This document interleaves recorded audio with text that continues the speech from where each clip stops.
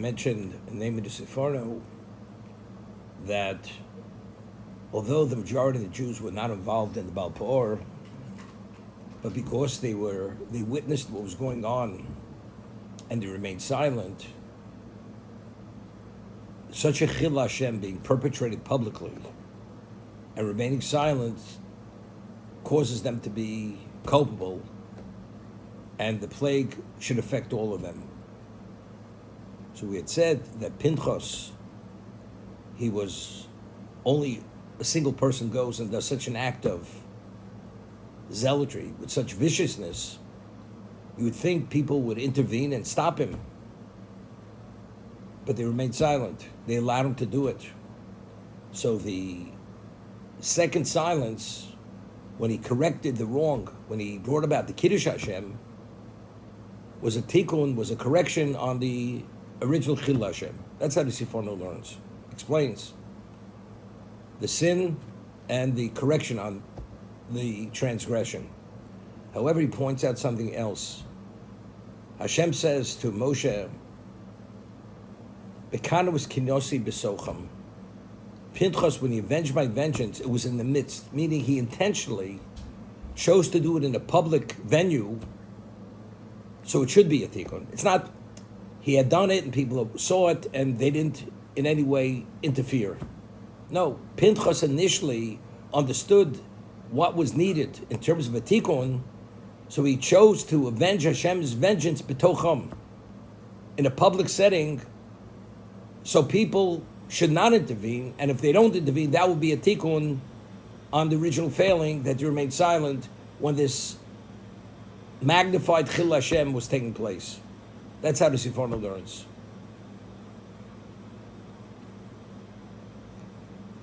Yesterday we mentioned in the name of the Orach Chaim HaKodesh that why do we trace the pedigree of Pinchas to Aaron? So he explained that after the Chet HaEgel, there were always murmurings about Aaron.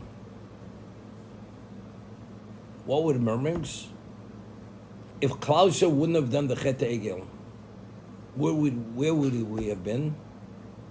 We achieved a level of pre-sin of Adam. Because the Chet HaEgel, we became post-sin. We're subject to death, subject to the evil inclination, and all the issues are only issues because of the Chet HaEgel.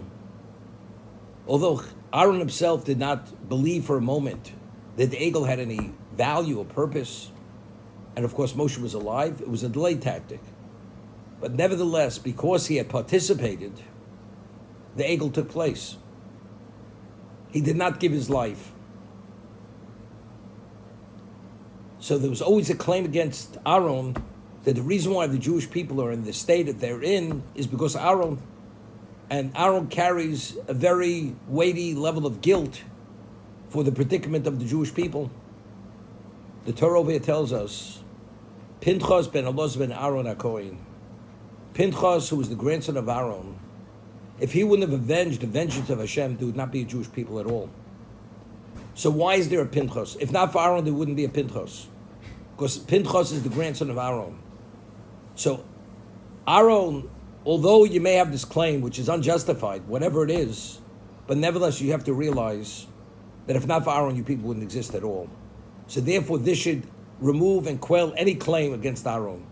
So this was like a vindication, silencing of anybody who has anything negative to say about Aaron, that we identify Pinchas to be his grandson, and we attribute our existence only to his act of zealotry.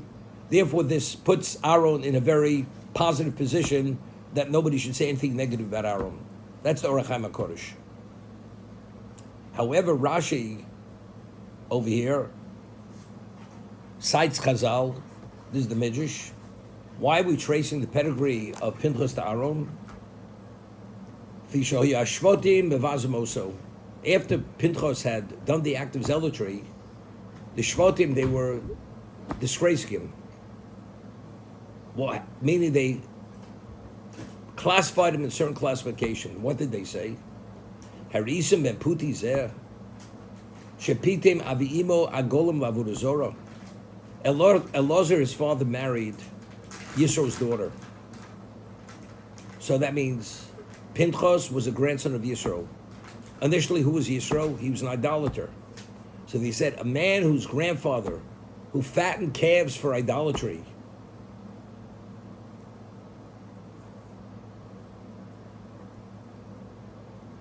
V'harag Nosi b'Yisrael, where does he have the audacity to kill a Nosi, a prince of Israel? Lefichach ba'akos v'yichsu ach Aaron. So the Torah wants to make it clear who he is. His pedigree is greater than theirs. He may be from the maternal side a grandson of Yisro, but from the paternal side, he's the grandson of Aaron. He has a greater pedigree than all of them. But because they criticized him, how does he have the audacity to kill a prince of Israel, where he's the grandson of an idolater who fattened calves for idolatry? I'll give you an example.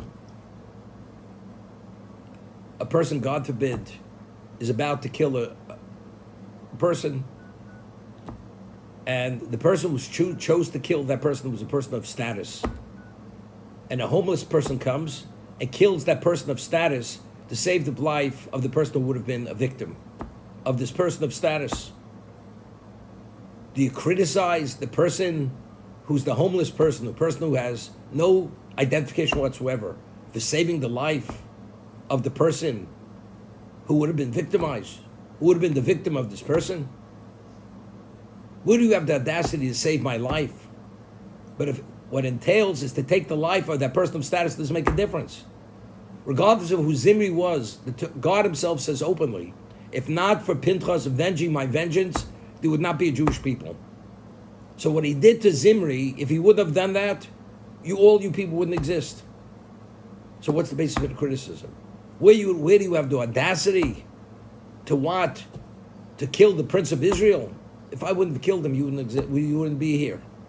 There'd be no Jewish people. So what's the basis of the criticism? I mean, it's absurd.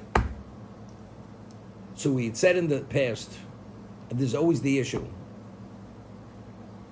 The question is, what had to be done? Somebody had to take the initiative to do what Pinchas had done, to kill Zimri. Because the level of Chil Hashem that was taking place, the only thing that would correct that Chil Hashem would be a Kiddush Hashem at the level of the dimension that Pinchas had brought about. So the question is, Pinchas, who is whoever he may be, if he could do it, why didn't the 600,000 men above the age of 20, or all the rest of them, why did they do it? Why did they take the initiative to remove and correct this terrible Chil Hashem that was taking place? So they have to find and put it in and frame it why Pinchas could do it and they didn't do it. Meaning they're carrying a tremendous level of guilt, and a person cannot live with guilt. So how do we relieve guilt? By framing it. You know how you frame it? The reason why Pinchas had the ability to do it, it's, he comes from a bunch of gangsters. His grandparents were mafia people. For them to take a life is not a big deal. So for him to take the initiative to take Zimri's life, even though he's a Nasi, he's not in any way intimidated by this. But us, that we come from pedigree, we ourselves, it wasn't easy. It's nearly impossible to do it. So they only were framing Pinchas in this frame only to relieve the guilt from themselves. Why didn't they take the initiative? So that the Torah goes and says, something? Pinchas was. He has a greater pedigree than Zimri. So what the Torah is saying, that it's framing it differently, but that it's not because he was Ben Puti, because his grandfather fattened calves for idolatry, but rather he was able, because he could go toe-to-toe with Zimri, because his pedigree is greater than Zimri. So once it's framed that way, the people no longer have to classify Pinchas as the son of an idolater. That's what we're speaking about here. But the truth is, the reason why Pinchas had done it, it's not because he's Ben Aaron. It's not because he could go toe-to-toe with Zimri, because he had an equivalent of a greater pedigree than Zimri. But rather because Kinos Kenosi, because he was a true zealot. He was dedicated purely for Kavod Shemayim, and nobody was dedicated the way Pinchas was. But to relieve the guilt from the people, the Torah labeled him and made it clear that he's the Ben Aaron. So rather than depicting Zimri as the son of an idolater, grandson of an idolater, but rather he's the grandson of the ultimate pedigree. Therefore, as a result of that, Pinchas is put into a positive light.